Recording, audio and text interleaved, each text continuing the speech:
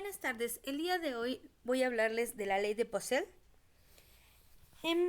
Creí muy importante para la materia el explicarles o el desarrollarles esta ley porque esta ley rige mucho en bueno, se utiliza mucho en la parte biológica porque estamos, propiamente dicho, en los fluidos biológicos.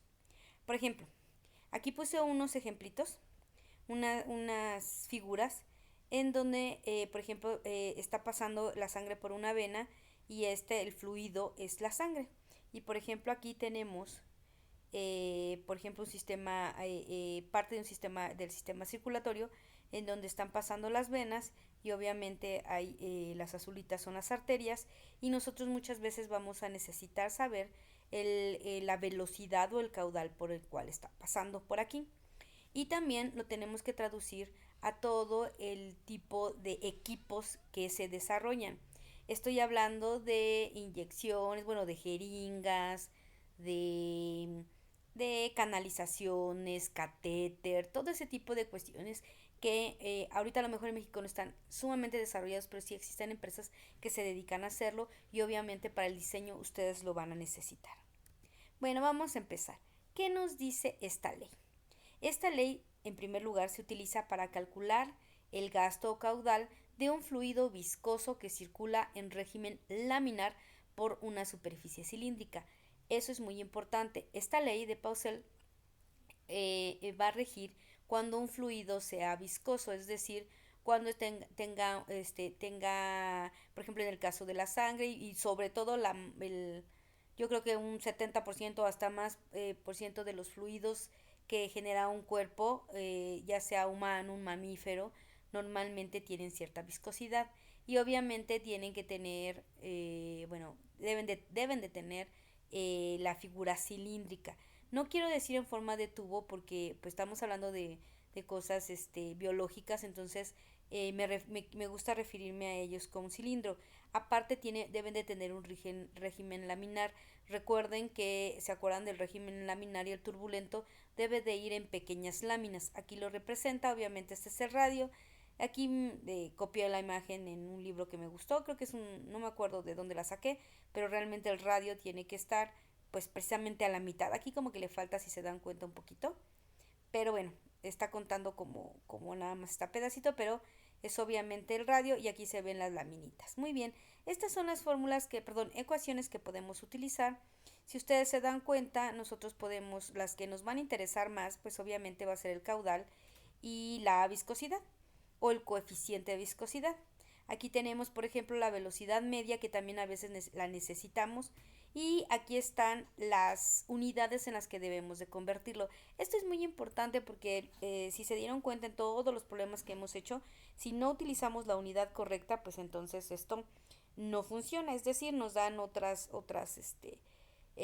dimensiones y nos equivocamos. Aquí si se dan cuenta, saqué las variables que están, se repiten obviamente que ya sabemos que caudales, bueno, que la Q es el caudal, y aquí tenemos por ejemplo que el volumen debe de estar en metros cúbicos, el tiempo debe de estar en segundos, la presión debe de estar en pascal, ojo, aquí es en pascal, no kilopascal, el radio debe de estar en metros, el coeficiente de viscosidad debe de estar en pascal por segundo o los centipoise. ¿Qué más quisiera yo, como les he explicado, de que todo estuviera en un solo sistema? Pero pues ya ustedes saben, existen varias unidades para un tipo de variable. El largo o la altura, porque propiamente puede ser que digamos, este cilindro esté de manera horizontal o puede que esté de manera vertical y tenemos el caudal que mientras las unidades sean de volumen sobre tiempo no hay ningún problema. Acuérdense que las unidades de volumen puede ser mililitro, metro cúbico, centímetro cúbico, litro, etcétera, y el tiempo pueden ser segundos, horas, años, etcétera. Muy bien. Aquí tenemos, por ejemplo, la de la viscosidad media y hay algo que siempre me gusta aclararles, es que cuando nosotros tenemos P1 menos P2, podemos también tomarlo en cuenta como una diferencia de presión y acuérdense que podemos ponerle el delta, que es lo que puse aquí, y es lo mismo que puse aquí. Es más, aquí nosotros podríamos ponerlo como delta P sin ningún problema. ¿Esto qué quiere decir? Que a veces puede ser que nos den la presión 1 y la presión 2 o simplemente la diferencia que nos digan es el déficit de presión, la caída de presión o la diferencia entre las presiones. Mientras nos den esa palabra clave, nosotros vamos a saber que estamos hablando de una diferencia de presión, es decir, una resta. Muy bien, empecemos con los problemas.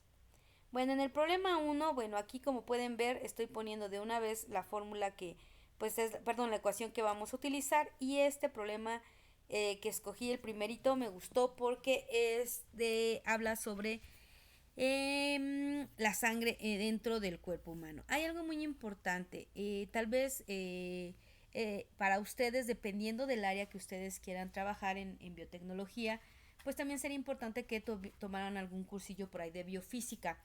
Desgraciadamente, por ejemplo, los de nano, ellos sí tienen esa materia y en donde se ve mucho más a detalle este tipo de problemas, y pues aquí traté de ponérselos un poquito para que pues no estén tan como en blanco. Muy bien.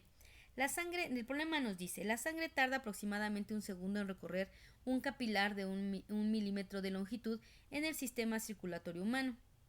Acuérdense que un capilar es un tubito muy delgadito, ¿vale? Entonces aquí está hablando que está por un capilar, es decir, por una venita o una arterita muy pequeñita.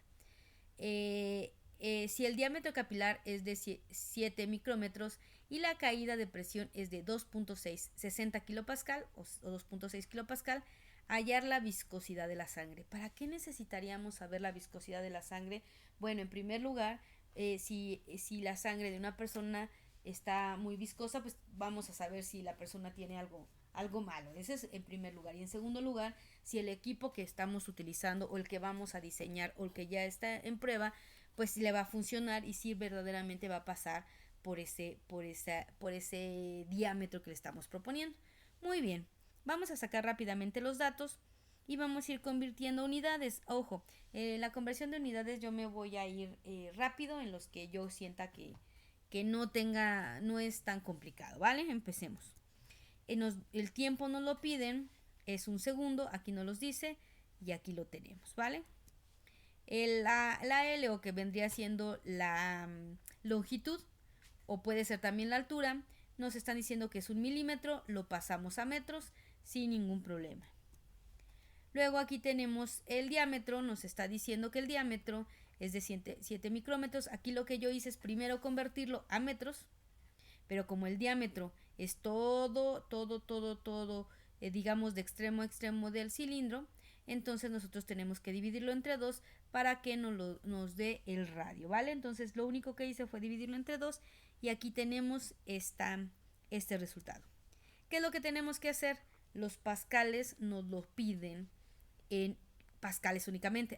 La presión nos las piden en pascales, no en kilopascales. Entonces aquí tenemos esto que hacemos, una conversión simple y ya tenemos 2600 pascales. ¿Qué tenemos? La diferencia de presión, pi, que ya sabemos que es 3.1416, etcétera.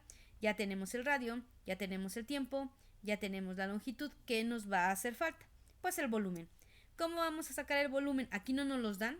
Si tuviéramos el dato, pues ya nada más lo convertiríamos. No lo tenemos, pues hay que obtenerlo. ¿Qué nos dice el volumen? Nos dice que hay que sacarlo. Hay varias fórmulas del volumen, pero bueno, esta es la que a mí me gusta porque es más práctica para enseñar, en donde nos dice que va a ser el pi por radio elevado al cuadrado por la altura, ¿vale? Si nosotros tenemos aquí metros y lo elevamos al cuadrado, vamos a tener metros cuadrados. Por la altura vamos a tener metros cúbicos, entonces ya vamos a tener la unidad. Muy bien, aquí lo tenemos. Tenemos pi, acuérdense que no se les olvide multiplicar, hace rato ya lo estaba olvidando yo. Es 3.1416 por el radio que acabamos de obtener. Hay que elevarlo al cuadrado y por la altura, en este caso altura o longitud, lo multiplicamos y nos va a dar este valor. Entonces ya tenemos nuestro volumen. ¿Qué es lo que hay que hacer? Una simple sustitución. Aquí tenemos ya la sustitución, en donde vamos a ir bien checando que no se haya equivocado la maestra. Tenemos 2600 pascales, que es la diferencia de presión. Tenemos pi, tenemos el radio que hay que elevarlo a la cuarta, hay que elevarlo a la cuarta, y multiplicarlo por un segundo. Aquí pues no hay tanto problema porque este es un segundo, pues acuérdense que es multiplicado por 1, no hay ningún problema. Y abajo dice que son 8 veces la longitud, o bueno, en este caso sí es la longitud, y después por el volumen. Y aquí lo tenemos. Muy bien, antes que otra cosa suceda, pues quiero poner el análisis de unidades. Todo lo que esté arriba se va a multiplicar y todo lo que esté abajo se va a multiplicar. Aquí tenemos los pascales, pieza dimensional. Tenemos los metros, pero elevado a la cuarta, que nos va a significar que va a ser metros a la cuarta y segundo. Y abajo tenemos que son metros por metros cúbicos, nos va a dar metros a la cuarta. Entonces nosotros vamos a eliminar y ¿qué nos va a quedar? Pascal por segundo. Muy bien, y hacemos las operaciones y ya tenemos nuestra viscosidad de la sangre o coeficiente de viscosidad, como gusten llamarlo. Entonces le vamos a dejar hasta aquí y ya en un siguiente video vamos a hacer otros ejercicios. Recuerden verlo con detenimiento y pues si tienen dudas ya saben, me preguntan.